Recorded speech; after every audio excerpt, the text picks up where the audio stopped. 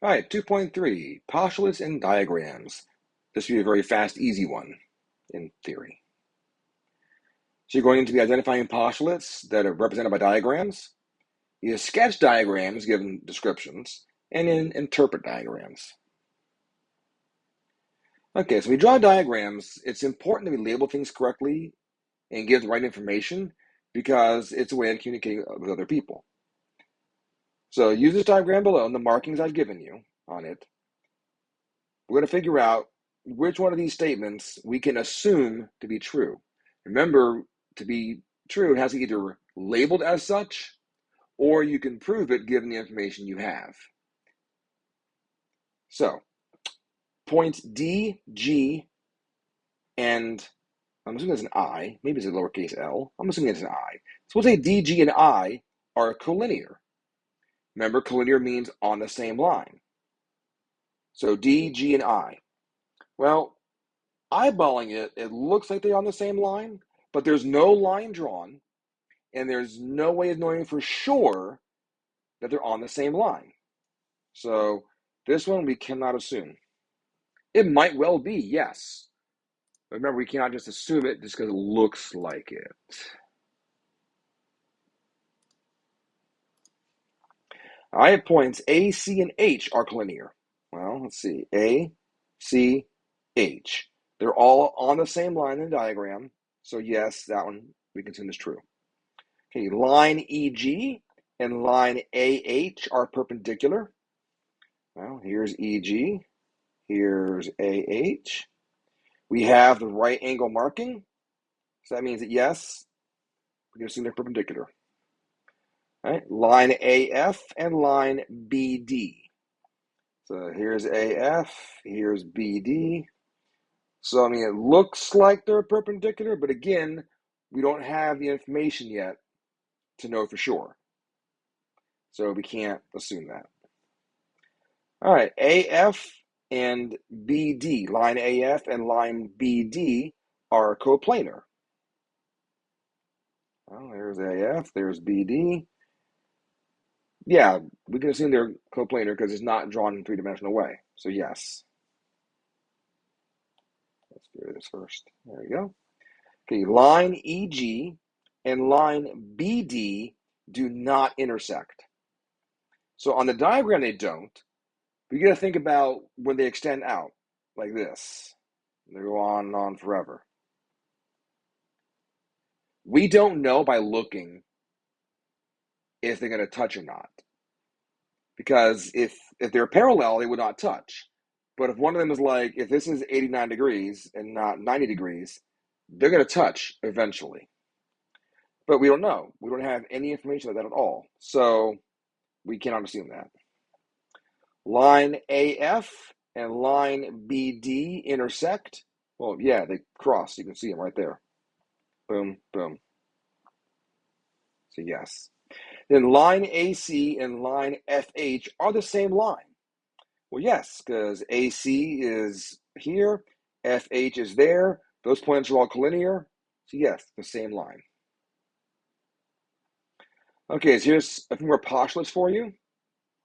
These are on that list that I gave you in class.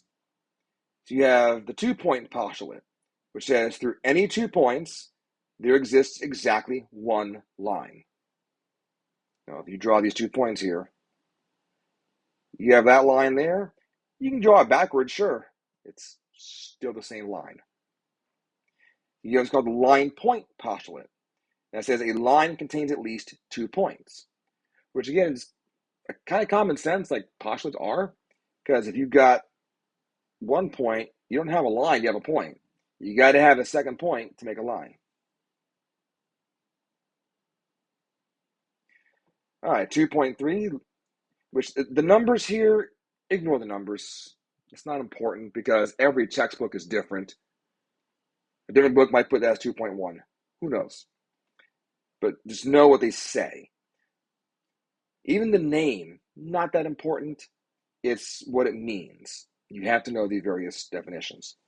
Line intersection postulate says if 2 lines intersect, then their intersection is exactly 1 point.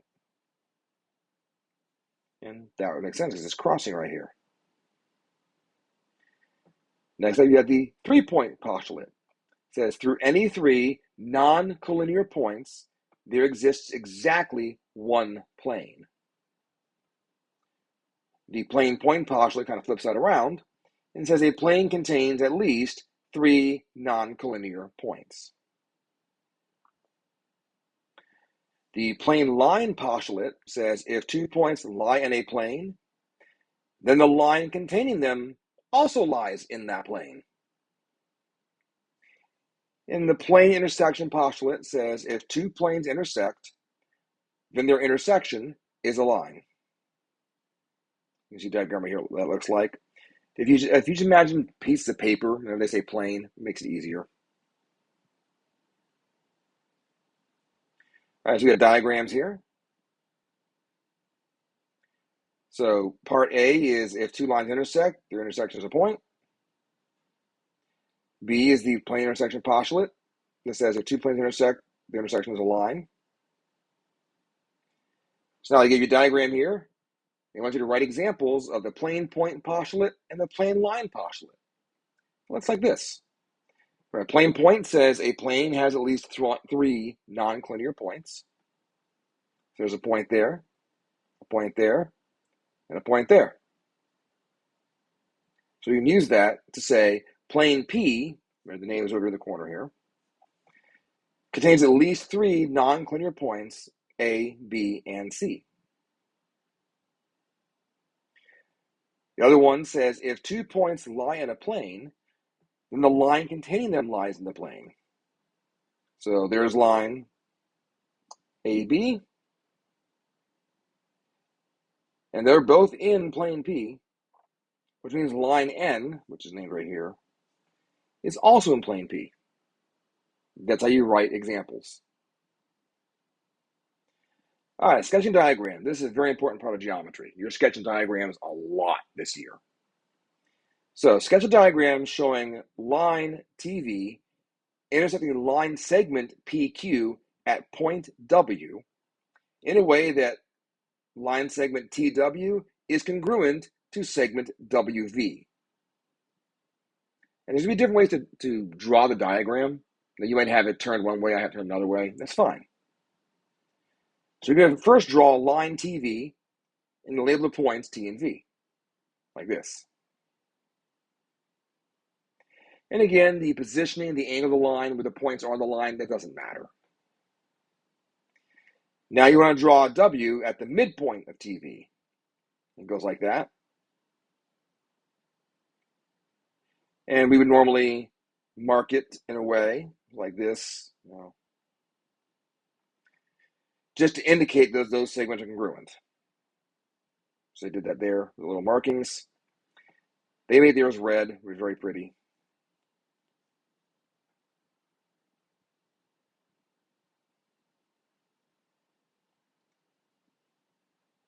Now you want to draw segment PQ through point W. Just like that. There's P, there's Q. And now it's been labeled. You have TV intersecting PQ. They have the arrows on TV and they have the points on PQ. They meet at point W, and then TW and WV are marked as congruent. So that's how it's done.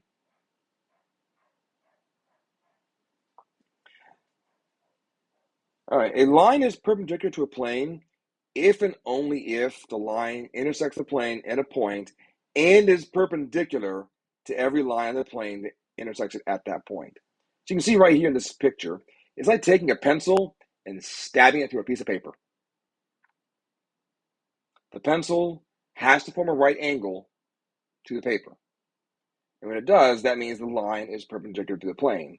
And you got to mark it with the right angle symbol. Shown right here. Okay, so get this diagram. Which of these statements cannot be assumed? So we got 5 statements there. Let's get working. So there's point A, point B, and point F. They're all on the same line. So they are collinear. That one's fine. Points E, B, and D says they're collinear. It's not marked that way. We don't know for sure, so we can't say that one. Okay, now we have line AB is perpendicular to plane S. There's line AB in green. There's S in a lovely shade of purple, I guess, lilac, I don't know.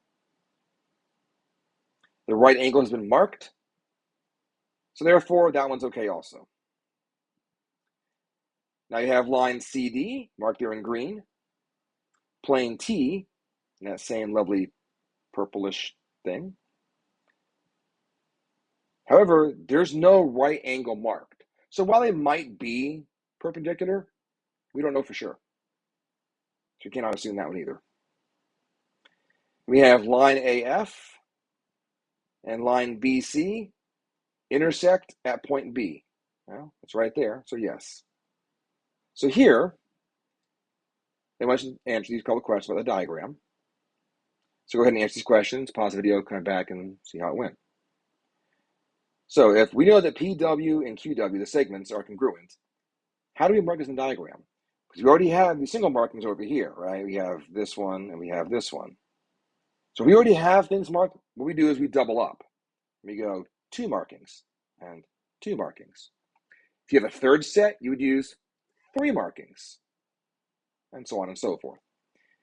Now, when a pair of supplementary angles in the diagram, remember those have to form a straight line. So if I take line TV and break it into angles, I have angle PWT, or TWP, doesn't matter, and angle PWV.